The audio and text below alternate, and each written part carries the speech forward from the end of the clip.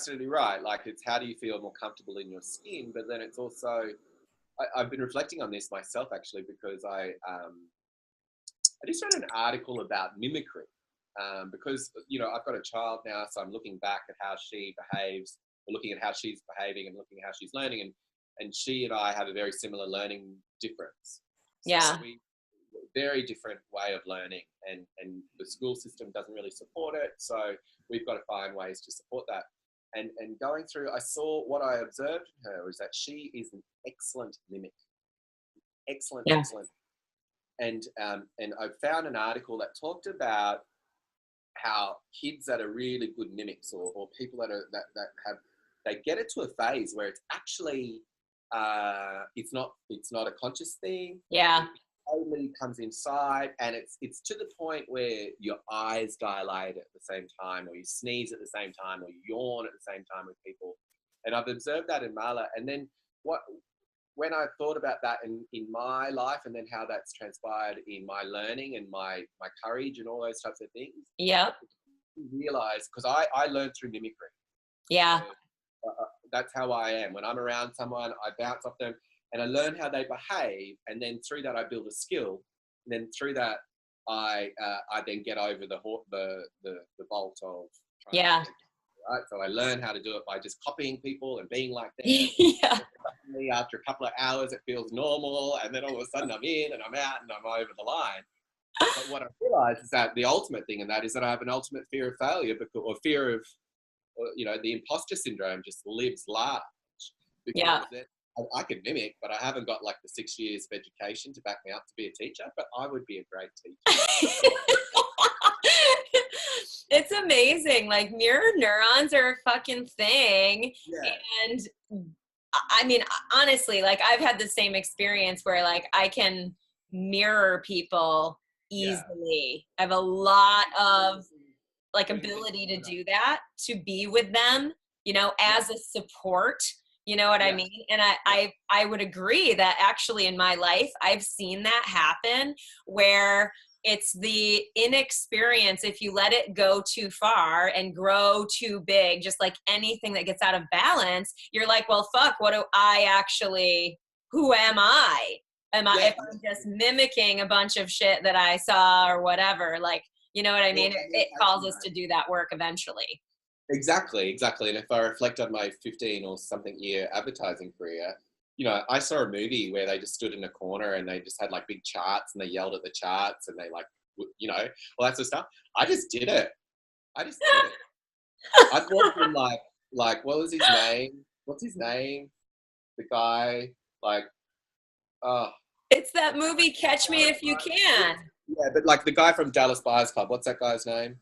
Oh, Matthew McConaughey. Yeah, remember him in that movie with Rachel, someone? Yeah, Dallas Buyers Club, where he was, had AIDS and was all that, right? I'm just looking for the actor, not the story behind it. Okay. But the guy, Matthew McConaughey, he was the guy in the advertising, you know, in the corner office in the advertising room selling. And I was like, yeah, I can do that. And then I woke up and I was like, I'll just go talk to that guy about advertising. Then before I know it, I was working for Yahoo. You know? I know.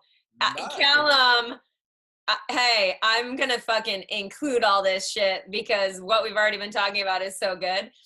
This is Callum O'Brien, by the way, guys, just so that you know, this is one of my oldest friends in the entire world.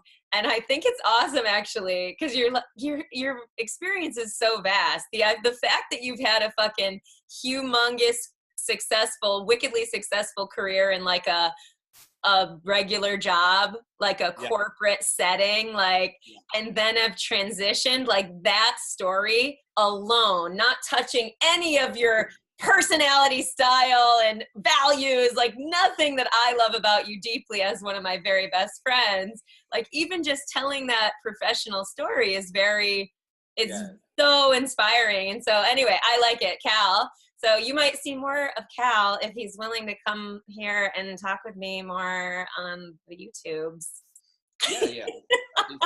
It's entirely possible. The thing that I've got to worry about is my fan club. You know, I know. Oh my God. My shit's going to blow up. It's like, how am I going to deal with so many followers once you're on my channel? Yeah. Uh, Well, just so you know, you can find me on Instagram. by the way, you By can the way, my follow me Twitter on all the is socials. and I together with university together. We spent formative years together at university where we were like forming, storming, and norming. Right? We were like, Yeah, who are we? How are we going to be in this world? What's normal look like? yeah. Quickly realizing that our normal wasn't everyone else's normal, and that perhaps we were slightly different. I feel like everybody's like that, though. I feel like everybody thinks that. You But know, I they think eventually realize I'm weird because all of us are so weird in our own unique weirdo ways. And some people embrace it and other people want to conform because that's where they feel safe. And it's not bad if people want to do that. It's just, I don't find fulfillment in that type of zone, even though it's scary to not conform. correct. And I think that interestingly, we live in a baby booming population in Australia as you do in America. So we've got so what I see is that conforming storm, norming, forming, storming thing. Mm-hmm. Generally the people that haven't conformed, that have conformed all their life, when they retire, they're like, fuck this is who I am. And they're just tired. And I often reflect, I'm like, imagine having the 40 years before that where you could have just been like, screw you, this is who I am, this is my value set, this is what's important to me, and this is how I will choose to live.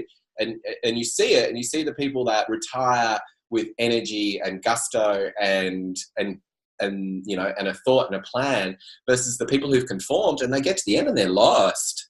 Mm-hmm. And I see it time and time again, and it's a big problem here. There's lots of work going around that style of the workforce that are just transitioning out, and now what? Yeah. I mean, well, so Cal, let's go back and tell people your story. Cause obviously we have our personal story of meeting in college and stuff like that. Yeah. But tell us more your individual story. Out of college, what did you do? Okay. Yeah, cool. So, I guess I always start with the beginning, and where I started was in a remote, outback, ranch in the middle of nowhere in Australia, right? So I was about 4.5 hours from the closest big town, no phone, no electricity, and my mum taught us all, right? So that's that. So my mum taught her own sons for 17 years. Wow. Cut forward to being homeschooled. I went to boarding school. And so I'm going from, living with 6 people to living with 53 people all in one place. And then I went to college where I met Mel, and I was the first man in my family, since my family moved to Australia. I was the first man to ever finish school, and then I was the first man in my family to ever go to university. So it was very different for me. I come from a ranching background. I come from an outback background. So everyone just returned. I knew that I knew I was different. I think everyone is different, and I think just people don't acknowledge that yet. I knew I was different, and I wanted something different, and I didn't want to go back and own a cattle property and do all those sorts of things. So we did. I went and did advertising. I went and did marketing and tourism, and that's where I met Mel at university. And then 2 weeks after university, I just bailed. I was out, and I ended up in Canada. My brother was a professional rodeo rider in Canada, so I hung out in Canada. Then I went to New York and hung out with Mel for a while. And Karen, she's going to be watching this. She'll be upset if we don't mention her name. Of course. Keza, you're in this story. It's all okay. And I think she'd also be upset if we didn't acknowledge that both of you were over me by the end and you wanted me. Oh my God. Well, we owned a fucking New York. Well, we didn't own. We rented a 400 square foot New York apartment, 1 room, for $2,070 a month. This is, you staying for a month aside, it's can you imagine living in a place like that? The only reason we survived that is because my boyfriend lived upstairs and I could basically live with him. I was just oh my God, how we survived that year at all is amazing to me. Because also there were times that your boyfriends were both over and I was there, so it'd be 5 in a 1-bedroom apartment. And at some stage I wanted to read a book, so I'd go in the kitchen And like, The kitchen, which was this big. the kitchen was very small. Anyway, not everyone, like, I mean, this story could go on. Oh, So, I yeah. know. Oh, yeah. Oh, yeah. Oh my God, the New York years alone. Oh, oh my God. Yeah, I digress. More sessions, clearly, for reminiscing. And then, so from there, I moved to London, and then just started doing odd jobs. And we talked earlier about mimicry, and I think it's occurring to me a lot lately on how that plays out. So, you know, I became I had so many jobs. I was a marketing assistant in a law firm, so I had to completely understand how law firms worked. I was a mail deliverer in a like big company, so I just walked around and delivered mails to all these stressed people, and kind of just had Australian yarns to them all as I was talking through, and you know, made lots of friends. And I had what other jobs? I was a bartender. Like a data entry guy. So I had all these jobs, and I'd go into them with a really open heart and an open mind, and I'd, you know, get them done. And then I walked into this one job in a bank where my job was pretty much to put one file from this side of the table, stamp it, and put it to the other side of the table. And I was really good at it. So and fun. I just stuck at it, you know. And really engaged. Sounds like it really engaged your brain, and you really learned a lot in that particular position. Correct, I did. Until, and like, I'll get serious for a second, because what happened is that my job was to do this, and I didn't really think about what I was doing until 9/11 happened. Yeah, and I was there. The bank that I was working in had a $25 million line of credit open to Osama bin Laden, and I was in charge of all the documentation. Oh my God, I didn't know this. Yeah, that had that. So I had the CEO and the head of the bank come down and be like, where is this? Where's that? And I had to like race around, and, you know, my job was doing this, and then I had the CEO. God. And I guess two things happened. One made me realize I was working in a serious organization that had serious things, and that, you know, that was serious. Like doing this, my little job was serious. Right. And then the other thing that I quite liked was I quite liked being near the coalface. I quite liked being near where the pressure was. Yeah. That's what I liked about my time in the investment bank, is that I had 3 years working for a more intense person. Like a more intense, meaning not the personality. Peter, my boss at the time, wasn't intense, but his business was. He had a very transactional business.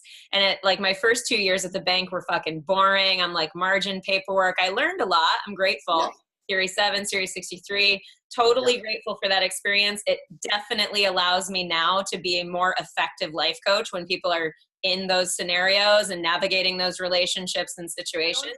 But the last coach, it helps you understand what stress is like, because, you know, in those environments, you know, it's multi-million-dollar transactions, it's really fast, it's got to be accurate. Yeah. And it's a different type of stress. It's probably very much like the stress of skydiving, in a way that it's like, boom, it's on. Yeah.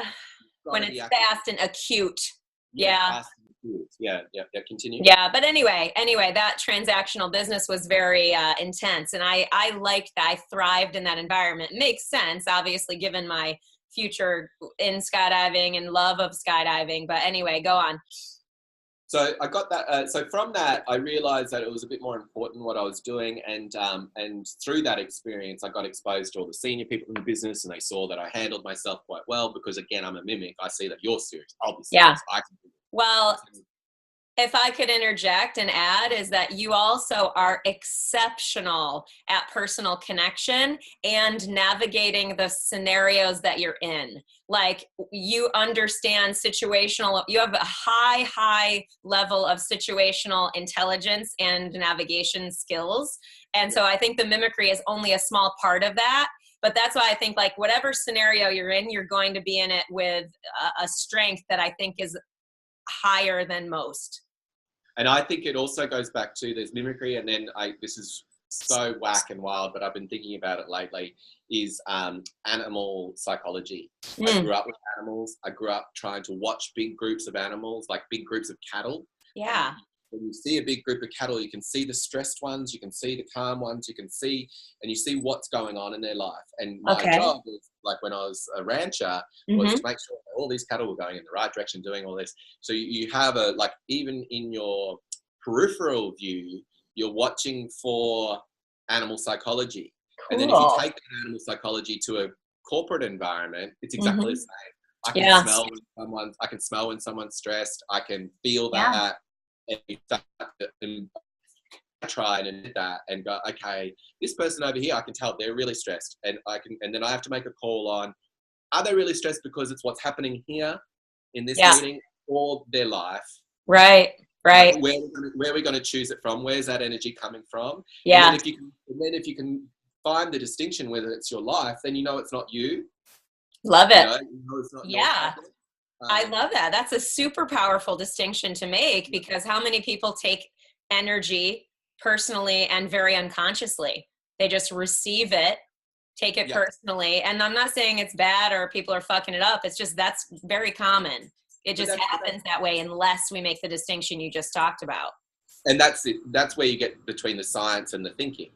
You know, the science says you will pick that up. The science says that will come. And the science says you won't be able to help but react. Yeah. You're right. Oh, it's fascinating. Honestly, it sounds funny, but it makes me think of Matilda, my cat, because she's like the most cute, she's like the most adorable little thing ever. But like, I can so read when she is anxious and so read when she's calm. And like, obviously, this is so whack. We do need another session, but look at Matilda's tail. Look at Matilda's tail when she's angry. She's like, yes. And it's like that, all her head's twitching. So imagine then take that to a work environment. It's like, Like, and you can start to pick that up. And I find that a really nice skill to cultivate when you're in those big environments. Like, I've presented to CEOs, I've been in those environments, I've done big speeches to people like that. Yeah. And I cultivate calmness. I try and have an open body. I try and do those things. I do the power poses in the toilet before I go out there. So there's testosterone and everything falling out. And then you come out and then you go and have those exchanges and you start to, when you're like that, people mimic that back. People give you that back. And if you're, come tell me, and make a safe space, then it's a really exciting way to interact. Sorry, say that again. But to go back to the story is that now I work in, so I did that in banking, and from banking, I ended up being a trading assistant, and then on the trading floor, and then I ended up being a trader where I took the maternity leave from a Portuguese woman, half Portuguese, half English, Isabel Lopez White. Tudo bom? So I took over her portfolio of clients when she went on mat leave. And so essentially I picked up like a, $500 million book. I had to transact $20 million a day. Yep. And I was 22, 23, right? And I was a mimic. I had no skills in emerging market bond trading. I didn't even know what a bond was until I walked onto the floor. And I had to just pick it up from scratch. And I did that for 2 years. And then one day I did a transaction. I had someone call in and from South Africa, and they're like, I want to bid in 100 million South Africa 11s, 100 million US dollars. And I was like, oh, well, that's pretty good. So I just picked up the phone and casually did it, and then yelled across the floor and casually did it. And then I had that moment of the 10,000 hours, when, where it goes from being up here into being, I've got this. Yeah. Yeah. Yeah. And then like, oh, that's quite good. I feel like I've achieved something there, that I'm not burning my adrenal gland to do my job. Yeah. And just so people who are watching, so that they know what you're talking about, 10,000 hours, that implies talking about Malcolm Gladwell's book, Outliers, right? In terms of how do we become an outlier in our field? How do we become an expert in our field? That we theoretically, they looked at it and they guessed basically when someone reaches 10,000 hours of doing something, then they have a level of expertise that allows them and instills in them that depth of confidence. Yeah. Yeah.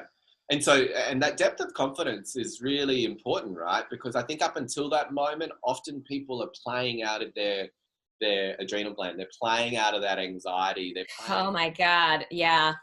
which is, you know, and I think we need to own that period and reflect on it and be conscious of it. Yeah. Because if you're not, then your mind can just get out of control. And I think if I reflect on my experience in banking, I you know, I didn't have a qualification. I was learning as I went. I just had people around me, high stress. You know, there was a lot of things. I was 23 at the end of my banking career. 23, you know, like that was the end of my banking career. And, unbelievable.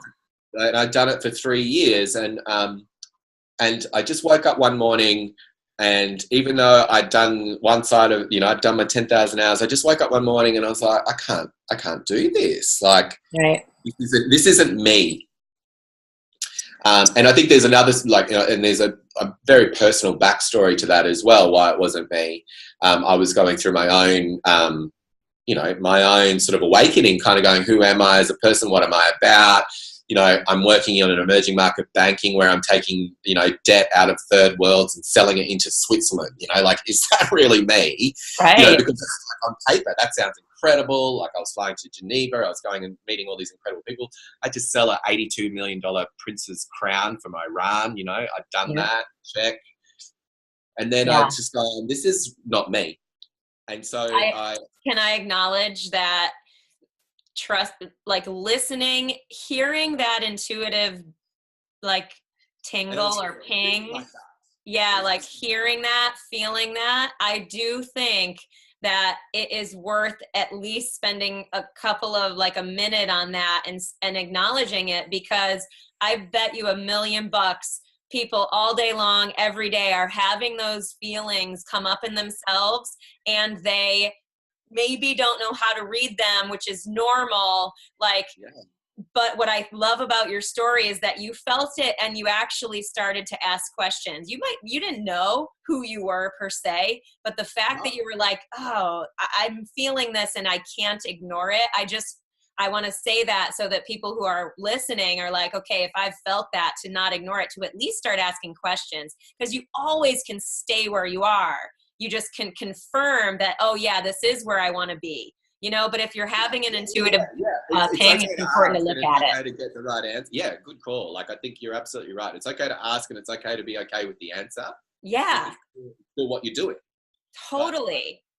And you know, and I've gone through moments where I'm like, oh, the gut's saying no, and then I'm just like, no, just, you know, and the head and the heart have that little battle, and you go, and the head goes, no, just keep going at it, and it's the right thing. And I think, you know, if I can say going into my 40th year, is that you know, the bad choices are even good choices. Yeah, they're all good. I've had that feeling about even my business. You know, I feel like I'm doing really good things in the world. I love what I do. And there are definitely times where the sine wave, you end up in the low part of the sine wave as you are doing life and business and creation and contribution, whatever it looks like for you. And I've definitely had those times where I'm like, oh, do I just kind of want to stop? Like, I'm tired, man. Like, does that mean, you know, and then like, but recognizing, I've learned over time that those troughs for me are often just fear, and that it's really just like about maybe a little bit of redirection, a small pivot. I haven't come up on a giant pivot yet in my business, in my life per se, in terms of my entrepreneurial creative pursuit that I'm in now is what I mean. But anyway, No, and that makes a lot of sense. That you do need to reflect on that. And so, so you were at the bank. So you're like, this isn't me. I'm like questioning and sort of making a change, because again, you have a whole nother advertising career beyond this, right? Is that what came next? Yeah. So that's what came next. So I said no to banking. I said, you know, there's something not quite right here. I've got to go work it out. And 2 weeks later, I left London. I can't believe it. Such courage, Cal. I love it. I forgot that you were in London. Only bringing it back up. I was like, holy shit, that's right. Yeah. Oh my God. Like I spent 3 years over 4 years in London. And you know, and at 22, 23, London's a pretty big place to go, you know, and like try and make it. And, you know, and I'd gone from a little file clerk to transacting $25 million a day and all that sort of stuff. So I was like, wow, I've done okay for a little kid from the bush that was taught by his mum. Right. But interestingly, it's a time and he asked me anything about my life, I'd always just talk about my childhood and these types of things, which was interesting. And I'll reflect on that later. And then from that, like 2 weeks later, I went and I took 3 months out. I had a sabbatical, like I just went and worked on a farm. And you know, I'd gone from, you know, putting like transacting bonds to putting up fences in the space of 3 weeks. And it was over here, like I'll talk in Celsius. So over here it was like, you know, -5. It was cold. Over here it was +43, i.e. it was like shit hot. Like right. So within 3 weeks I'd gone from -5 to +40. And me and my brother were just like working every day, 12, 18-hour days, like just huge days to get things done for what we needed to do. But I was exhausted. Yep. I couldn't think about my own stuff. I just could only think about eating and sleeping and working. And it caused me to just stop the rackets, stop this. And I think when you work in the banking environment, you work in all those and you just stimulus all the time. And in my advertising career, I learned a lot about stimulus, you know, like the average And what? The average person sees 700 Coca-Cola labels a day. So you think about that peripheral stimulus. That's just Coca-Cola. Then you lay every other brand on that, right? Oh my God. So about that from a stimulus perspective, I went to the farm and I just took all that away. Yeah. And while I was working, my brain was healing and That's my heart great. and all that sort of stuff. So I did that for 3 months. And then I was like, right, I know 2 people in Sydney and 1 person in Melbourne. So I'm moving to Sydney because I got double the chances of having a friend who isn't in America. So I moved to Sydney and didn't know what I was going to do, didn't know, and just started hustling. And I think that would be a theme of my life, is just to start hustling. And so I found a job working in a pool, working for a guy who was repairing pools. And from that, I met another guy that worked at Macquarie Bank, so a big bank. And I started like freelancing at this bank just to get some dollars in. Yep. And then I met my now wife, who I'm separated from now, but that's another story. That phase. And from that, I got a girlfriend. From that, I met a guy in advertising. From that, I cultivated a career in advertising and met this guy who then got me. I just worked for 3 months for him, got what out of it I could, and I was like, okay, I've got something in my CV. It's about advertising. I then went to Yahoo. From Yahoo, I moved to a global advertising strategy company and ran things like Subaru and 20th Century Fox movies and Sony Pictures. And like big names, big stuff. It's amazing that part of your, to say that about your story, it really is amazing. Like I think your story and career very much speaks to, you can do anything. You can do anything you decide to do. I'm not saying that to be all fucking life coachy. Oh, you can do anything. No, I'm saying it like you obviously can do anything. Will everything fulfill you? Because that's obviously part of our friendship and how it's evolved over time, working through those times when you're like, well, fuck. Oh, what do I do next? Like, damn. Yeah. And we've all been there. I've obviously been there as well. Yeah, yeah. And I think, you know, when you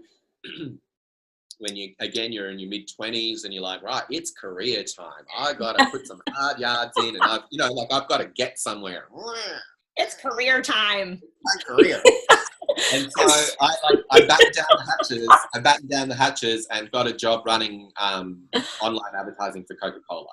And so that was sort of the big ticket moment for me in that career. And again, I mean, I've gone from banking to selling sugar to children. I'm still not in a really good environment. Yeah. Right. I know. Oh my God. Reflecting on that now, it's like, But yeah, I mean, how do you know unless you have the experience? And then you go and, who the fuck knows? Maybe you would have done that, made a big giant bank and then used it in some purposeful way that made you go, yes, it's all worth it. And it's all worth it regardless. But like, yeah, I know what you're saying though. Like you can't know when you're trying it out. But equally though, what advertising taught me is how to work with every layer of a business, how to ask the right questions to understand how businesses work, how to sit beside some of the most talented CEOs and marketing professionals and creative and ideas people. And I think what I really loved out of my advertising career, it ended up that I worked for CocaCola. I ran their 2012 Olympics program, and I got to produce TV programs and go to London Olympics and do all this amazing stuff. Yeah. But I burnt out. And I have two major burnouts in my life so far. The first was the banking burnout, where I was just like, where do I stop? Where do I start? Me too. Like, I'm going to cry. I'm gonna bring it up. And then the second breakdown was when I was at Coca-Cola. And if we sort of cut forward to my story, is that I'm married. I've got, I've been married for 3 or 4 years. My then wife and I couldn't conceive naturally. We ended up on IVF. There was huge strains on the family. I kept doing quite well in my career. I ended up at Coca-Cola. I've got a 3-month-old baby. I've been employed at Coca-Cola to put the Olympics on, right? The Olympics don't change the date. The what? The Olympics don't change their date for me. Just push back the Olympics for me. No. So, I picked up this project. It was 18 weeks to the Olympics and we were 26 weeks behind schedule. Oh. So I turned this whole beast around and I turned, a $10.5 million advertising campaign across Australia and New Zealand around, got it going, but, at the expense of me being a good parent. Right. And I'd grown up in a farm where both my parents were completely available to me. Right. So I go through that motion, and I did a year at Coca-Cola, and and the mimic in me could do so many things, and I could talk in front of everyone and do all these sorts of things. But the mimic in me cannot do mathematics. This is what I realized. This is what I realized, that I am really shit at maths, even though I was a banker. Even though you don't have to be good at math to be a banker. Well, they used to do things to me where they used to throw like in high pressure situations. They're like, Callum, what's 3 million divided by 2? To watch me kind of just lose it, because I'm like, 3 million? That's such a big number. Like, what is it divided by 2? What is it divided by 2? I can't do it. It's $3 million. And they're like, what's 3 divided by 2? And you're like, So anyway. So maths and me are just a little tough. And so then Coca-Cola are like, can you just do this job? And I'm like, if I do this job, I can't do it. I literally can't do it. And they're like, well, you need to just spend some time and work it out. And the thing at Coca-Cola is that they coach everyone to be an internal CEO. So you are your own CEO. Okay. So you got to manage it. You got to own it. You got to own your shit. You got to make it all happen. You are your own business. Is it empowering or is it stressful? Well, if I was a square where I was equally strategic, equally equally numerate, equally emotional, and equally efficient, like in planning, then that'd be great. I'm a whole individual. But when you look at my square, I'm off the charts strategic, off the charts emotional, a little bit planning, and numbers. I'm really good at talking to people about the numbers. Or tell me what the numbers say and asking the questions of them, because I'm great at that. But in terms of crunching the numbers, no. Yeah. So I want to make sure before we run out of time, because we have limited time in this particular day. Yeah. I want to ensure that we get to what you're doing now in business and life, because that is a beautiful part of your career story. And that I definitely want to make sure people know about that. We'll get there. I'm good at this. So I did Coca-Cola. I went on antidepressant medication after that, and for me personally, it gave me the space to review where I was at, because I was at the bottom. I couldn't get out of bed type stuff. And that really was the journey and the start towards what I'm doing now. So 2 years after I left CocaCola, or after I left CocaCola, I started my own consultancy. And it was a digital consultancy where I just hustled. I just went to people and said, can I solve your problems? Can I help out? Can I do this? Can I do that? I can do anything. Hustle. Amazing, Cal. Amazing. It makes me think Gary V, you know? Do you know Gary? You know Gary V, yeah. Just makes me think like his big message, but like it's really legit because there's a part of me that's like, Gary V, I love him. I think he's great. I think the message is so awesome. And I also think sometimes it can overwhelm people, or they might think that it's just like almost like a version of a platitude, hustle, hustle, hustle. But the way you're describing it, the way it shows up in your story, that is what I believe to hustle to actually be. You know what I mean? I think if you truly believe that you're in control of your own life and what's happening in your life, then hustling's part of it. You know, it's like, right, I've got to get ownership here. I've got to take control. I've got to work out. Agreed. Where we go. You want to know how that showed up in my life today? Have I got time? On the phone, QuickBooks Online, on the phone, fucking New Jersey tax system.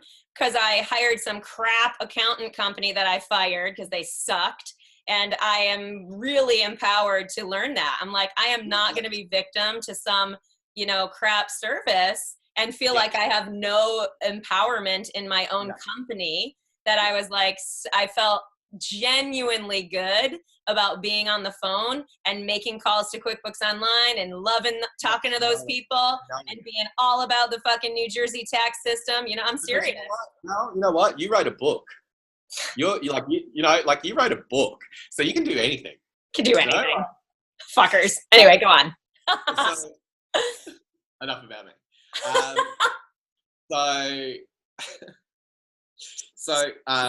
What I realized, and working in lots and lots of different corporates and advocate as a hustler, as like, here's my services, here's what I can do. What do you need? And, I made good money. I'd work for 15 days a month and then kind of lull about, and then everyone would get angry with me because like, what are you doing? You're wasting time. And I'm like, yeah, let's do it again.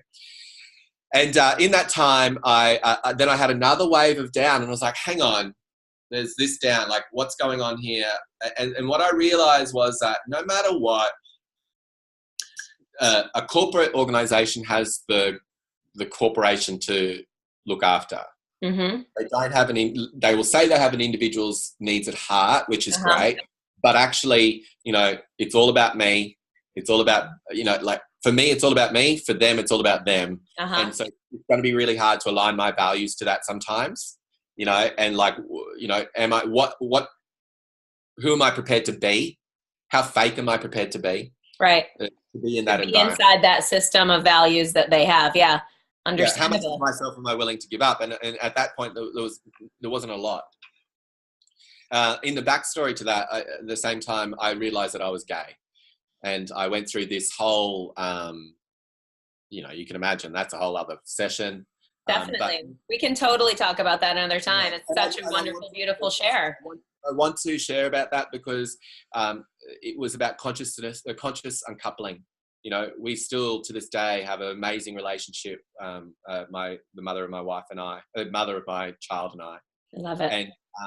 And we're very, very connected, and we're very, very, like there's the two of us in this, and we're never going to get away from each other. So we just got to make it work. We're in that box, and we are every day, and we're doing the work. Good.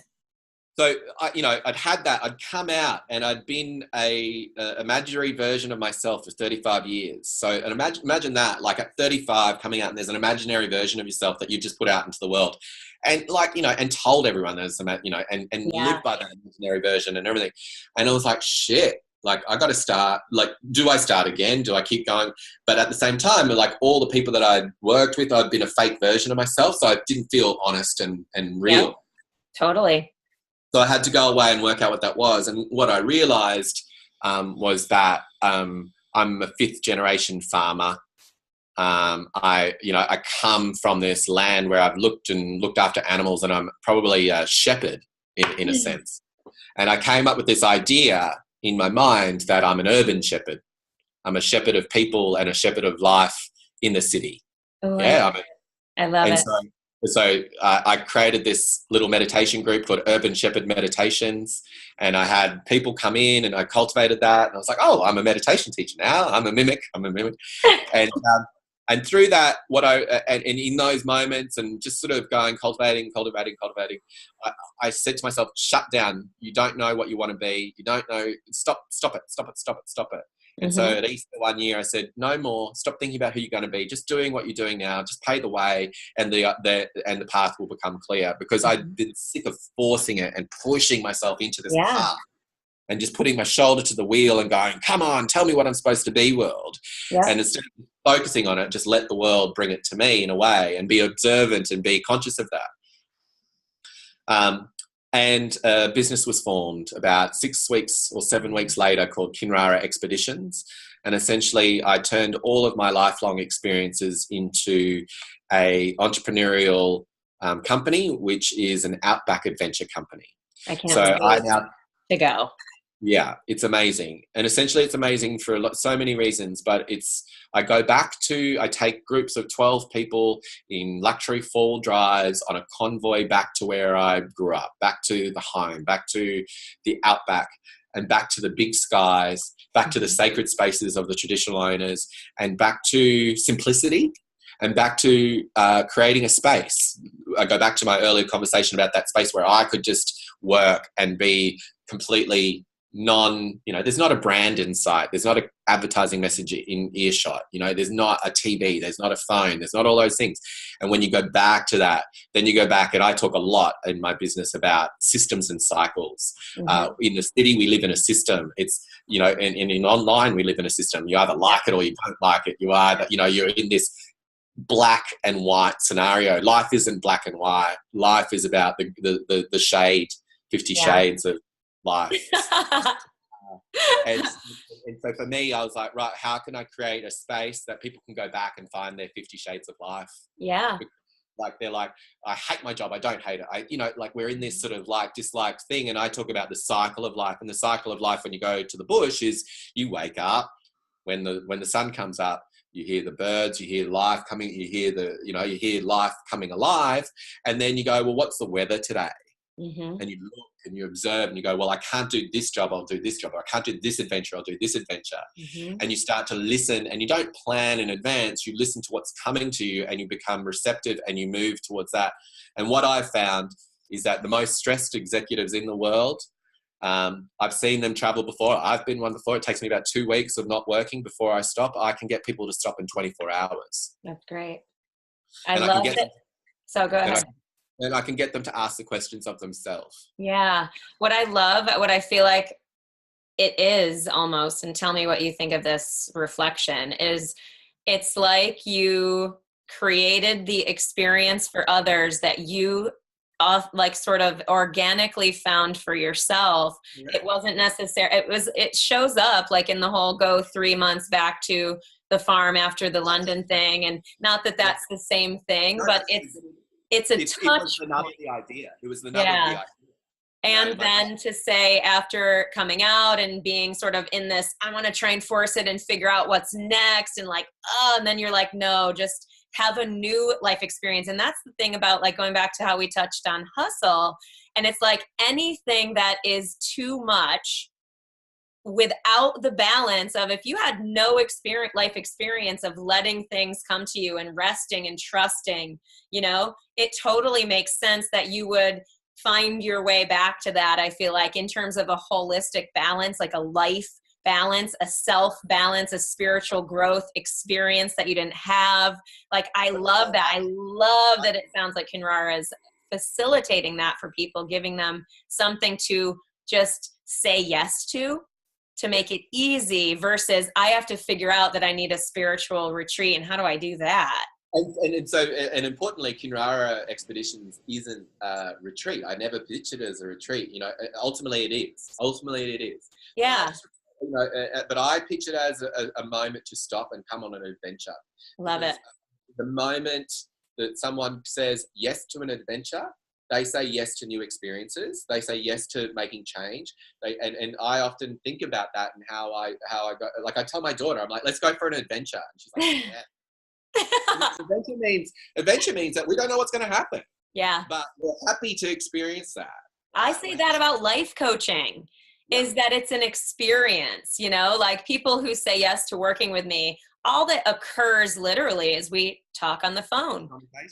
We talk on the phone and we email each other and we text each other. Sometimes it's a fuck yeah meme. Other times it's deep talks. Who knows? It really is. Other times it's just someone calling you to task and going, did you get that done? Sometimes it's that. Yeah.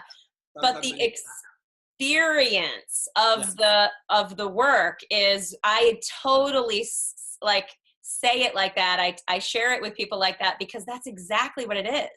It's like it's a new experience of growth, you know? Yeah. Anyway, cool. Yeah, no, you're absolutely right.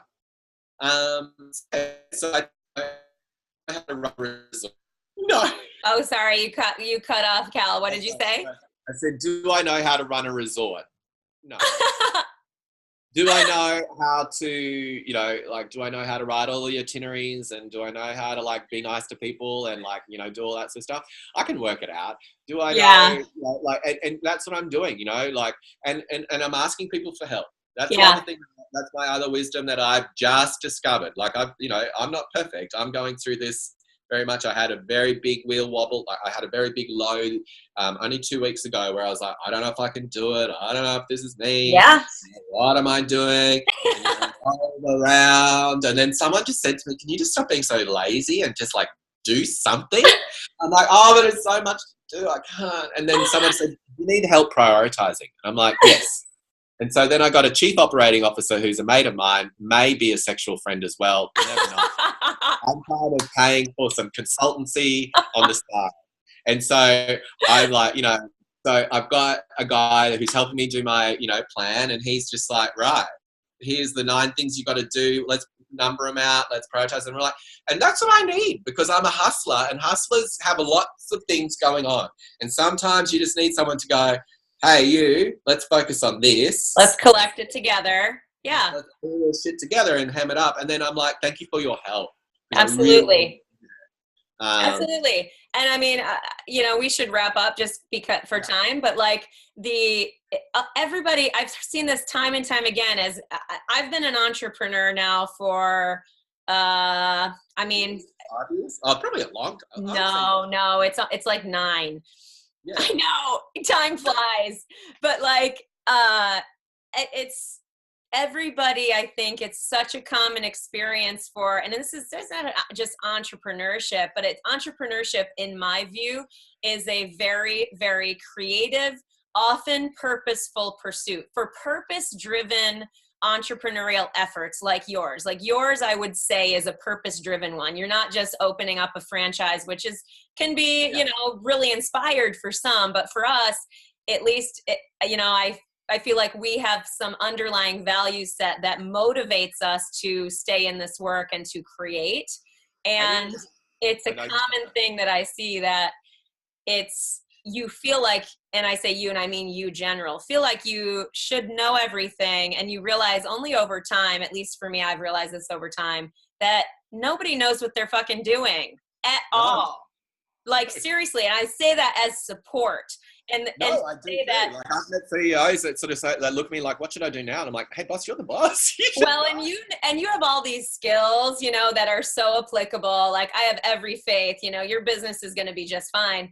And I really feel like it's going to be just fine because it's built on something that really matters to you, you know, that's coming from a very core, deep place for you, which I think is so beautiful. I worked in marketing for 15 years, and I'll tell you, the businesses that succeeded, that was starting up, were the ones that came from, this is a purposeful pursuit, not that I'm here to make money.